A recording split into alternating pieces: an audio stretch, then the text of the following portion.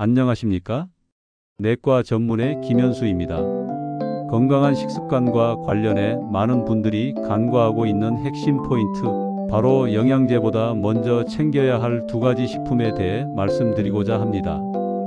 현대인들은 건강을 위해 다양한 영양제를 섭취하고 있습니다. 종합 비타민, 미네랄 보충제 등 여러 건강보조식품이 시중에 나와 있지만 저는 분명히 말씀드립니다. 음식을 알약으로 대체할 수는 없습니다. 종합 비타민제 하나로 모든 것을 대신할 수 있을 거라고 생각하는 분들도 계시지만 이는 과학적으로 불가능합니다. 채소와 과일 속에는 우리가 이름 붙인 비타민과 미네랄 외에도 수천 수만 가지의 파이토케미컬이라는 식물성 화합물들이 들어 있습니다. 이 물질들은 아직까지도 완전히 밝혀지지 않은 복합적인 성분들로 각각 항산화, 항염증, 항암 등의 작용을 하는 것으로 연구되고 있습니다. 이처럼 식물은 곤충이나 미생물의 공격으로부터 자신을 지키기 위해 파이토케미컬을 만들어냅니다. 그런데 동물이 이 물질들을 섭취하게 되면 오히려 건강에 이로운 작용을 하게 되는 것이죠. 특히 이러한 파이토케미컬은 온실에서 자란 작물보다 척박한 환경에서 자란 작물에서 더 많이 생성됩니다. 예를 들어 과거 봄철에 채취하던 냉이는 특유의 진한 향이 있었지만 요즘 온실에서 재배된 냉이는 그 향이 약해진 경우가 많습니다. 싸울 일이 없기 때문에 식물도 방어 물질을 덜 만들어내는 것이죠. 따라서 채소나 과일을 선택할 때는 색이 진하고 향이 강한 것을 고르시는 것이 좋습니다. 시각적으로 풍부한 자극을 줄 뿐만 아니라 실제로도 영양소와 파이토케미컬이 더 풍부할 가능성이 높기 때문입니다. 이러한 채소와 과일 섭취는 특히 염증을 줄이는 데 매우 중요합니다. 우리 몸에 만성 염증이 있으면 쉽게 피로를 느끼고 통증이 잦아지며 전반적인 컨디션이 떨어집니다. 하지만 항염증 항산화 작용이 강한 식품들을 충분히 섭취하면 이러한 상태를 개선할 수 있습니다. 단순히 수명을 늘리는 것이 아니라 활력 있게 오래 사는 건강 수명을 연장하는 데 핵심적인 역할을 하는 것입니다. 그렇다면 다양한 채소와 과일을 어떻게 섭취하는 것이 가장 좋을까요? 핵심은 바로 다양성입니다.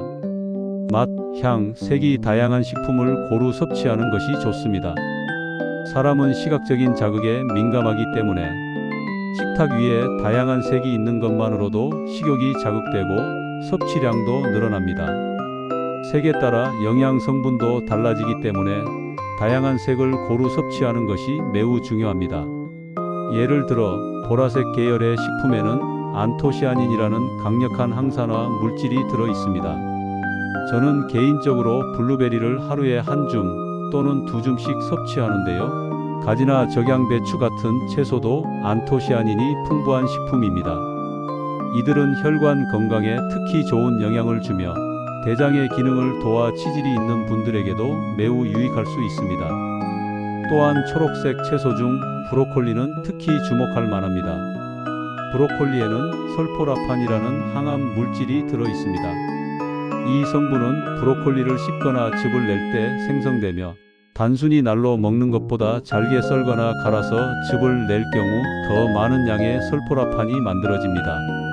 설포라판은 브로콜리 내에 존재하는 전구물질과 효소가 섞여야 활성화되므로 섭취 방법에도 주의를 기울이는 것이 좋습니다. 이와 같이 우리는 자연에서 얻는 음식으로부터 훨씬 더 강력하고 복합적인 건강 혜택을 누릴 수 있습니다. 건강보조식품도 도움이 되지만 그보다 앞서 식탁 위의 채소와 과일이야말로 우리 건강을 지키는 가장 기본이자 강력한 수단이라는 점을 꼭 기억하시기 바랍니다. 채소와 과일 속에 담긴 파이토케미컬과 이들이 건강에 미치는 영향, 그리고 이를 최대한 활용하기 위한 조리법에 대해 말씀드리겠습니다. 먼저 파이토케미컬은 식물이 자신을 외부로부터 보호하기 위해 만들어내는 생리활성 물질입니다. 자외선, 해충, 미생물 등으로부터 자신을 지키기 위해 생성되는 이 물질들은 인간의 몸에 들어왔을 때 항산화, 항염증, 심지어 항암 작용까지 나타낼 수 있습니다. 예를 들어 붉은색을 띠는 채소나 과일에는 라이코펜이라는 파이토케미컬이 풍부하게 들어 있습니다. 라이코펜은 토마토에 대표적으로 존재하는데 자외선이 강한 여름철에는 토마토가 더 붉어지는 이유가 바로 라이코펜 생성이 증가하기 때문입니다. 이 라이코펜은 인체 내에서 강력한 항산화 작용을 하며 특히 전립선암과 같은 특정 질환의 발병률을 낮추는 데 도움을 줄 수 있다고 알려져 있습니다. 이러한 파이토케미컬을 효과적으로 섭취하기 위해서는 조리 방법도 중요합니다. 토마토의 경우 생으로 먹는 것도 좋지만 익혀서 주스나 요리로 섭취할 경우 단단한 세포벽이 깨지면서 라이코펜의 흡수율이 훨씬 높아집니다. 특히 올리브 오일과 함께 섭취할 경우 지용성인 라이코펜의 체내 흡수가 더욱 원활해집니다. 저는 개인적으로 토마토 주스를 착즙한 후 그 위에 올리브유 한 숟갈과 약간의 소금, 후추를 더해 아침 루틴으로 즐기고 있습니다. 다음으로 흰색을 띠는 채소들에 대해 말씀드리겠습니다. 마늘, 대파, 양파 등은 우리 식탁에서 자주 볼 수 있는 대표적인 백색 채소들입니다. 이들에는 황화물 계열의 파이토케미컬, 특히 알리신과 같은 성분이 풍부합니다. 알리신은 혈액순환을 돕고 심혈관 건강을 증진시키는 데 기여할 수 있습니다. 특히 특유의 알싸한 향과 자극적인 맛은 바로 이러한 황화물 때문이며 이는 건강에 유익한 작용을 합니다. 하지만 우리나라 사람들은 상대적으로 흰색 채소에 편중된 식습관을 가지고 있는 경우가 많습니다. 따라서 최소한 하루 식사 중 3가지 이상의 색을 가진 채소를 섭취하는 것이 권장됩니다. 시각적 자극은 식욕을 돋우고 다양한 색깔은 곧 다양한 파이토케미컬을 의미하므로 건강상 매우 유익합니다. 예를 들어 보라색 채소는 안토시아닌이 풍부한 가지, 적양배추, 블루베리 등이 있으며 이는 혈관 건강과 대장 건강에 매우 효과적인 성분입니다. 특히 블루베리는 항산화 작용이 뛰어나며 꾸준히 섭취할 경우 혈관 기능 개선과 치질, 증상 완화 등에도 긍정적인 영향을 줄 수 있습니다. 그렇다면 이러한 영양소를 조리할 때 어떻게 하면 최대한 손실 없이 섭취할 수 있을까요? 많은 분들이 채소를 삶거나 데치는 것이 영양소를 포기한다고 알고 계십니다. 하지만 반드시 그런 것은 아닙니다. 예를 들어 삶은 채소에 물까지 함께 섭취한다면 손실은 최소화됩니다. 문제는 대부분의 경우 조리 후 그 물을 버린다는 점입니다. 특히 수용성 비타민이나 미네랄은 쉽게 물에 녹아 나오기 때문에 조리 방법에 주의할 필요가 있습니다. 또한 일부 항산화 성분은 가열에 의해서도 파괴되지 않거나 오히려 흡수가 더 잘 되는 경우도 있습니다. 예를 들어 브로콜리 속의 설포라판은 즙을 내거나 약간 가열하는 과정에서 더 잘 생성됩니다. 설포라판은 항암 효과가 매우 뛰어난 것으로 알려져 있어 이를 제대로 섭취하기 위해서는 생으로 먹는 것 외에도 적절한 조리법을 활용할 필요가 있습니다. 채소를 오랫동안 물에 넣고 가열할 경우 비타민C와 같은 열에 약한 성분들이 파괴되며 색깔도 황색으로 변하게 됩니다. 이는 영양소가 파괴된다는 신호이므로 과도한 조리는 피하시는 것이 좋습니다. 채소와 과일을 섭취할 때는 색깔의 다양성을 고려하고 조리 방법에 신경을 쓰며 가능하다면 조리수까지 활용하는 식습관을 들이는 것이 중요합니다. 이를 통해 우리는 파이토케미컬의 혜택을 최대한 누릴 수 있으며 건강 수명을 늘리는 데에도 큰 도움을 받을 수 있습니다.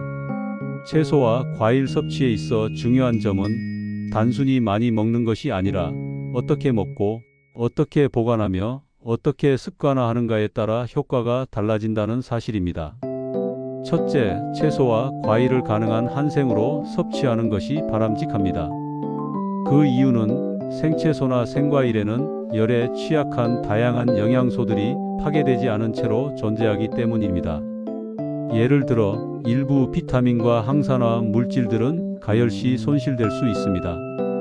따라서 가능한 경우 조리하지 않은 형태로 섭취하는 것이 더 나은 선택일 수 있습니다. 그러나 유의할 점도 있습니다.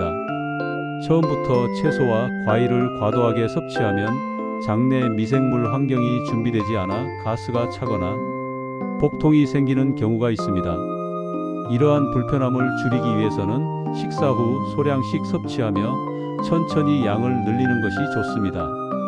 특히 가스가 잘 차는 봄나물류는 초기 섭취 시 주의가 필요합니다.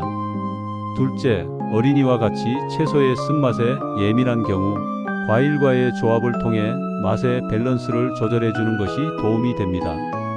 이는 쓴맛을 줄이고 단맛을 가미하여 채소에 대한 거부감을 완화시키는 전략입니다.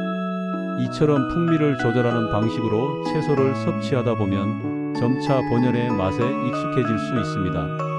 커피를 처음에는 믹스로 시작하다가 점차 블랙 커피를 즐기게 되는 것과 같은 원리입니다. 셋째, 채소와 과일을 착즙 주스로 섭취하는 것도 좋은 방법이 될 수 있습니다. 특히 열에 취약한 영양소를 최대한 보존하려면 일반 믹서보다는 저속 착즙기 등을 이용하는 것이 바람직합니다. 착즙은 압력을 이용하여 즙을 추출하기 때문에 열 발생을 최소화할 수 있어 영양소 손실을 줄일 수 있는 장점이 있습니다. 넷째, 채소와 과일의 보관에도 요령이 필요합니다. 일반적으로 물에 씻은 채소는 수분에 의해 미세한 상처가 생기고 이로 인해 부패가 빨라질 수 있습니다.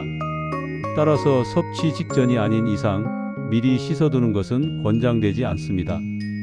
대신 흙이나 먼지가 묻어 있다면 종이 타월로 털어내는 방식으로 관리하고 습기가 적은 공간에서 보관하는 것이 신선도 유지에 도움이 됩니다.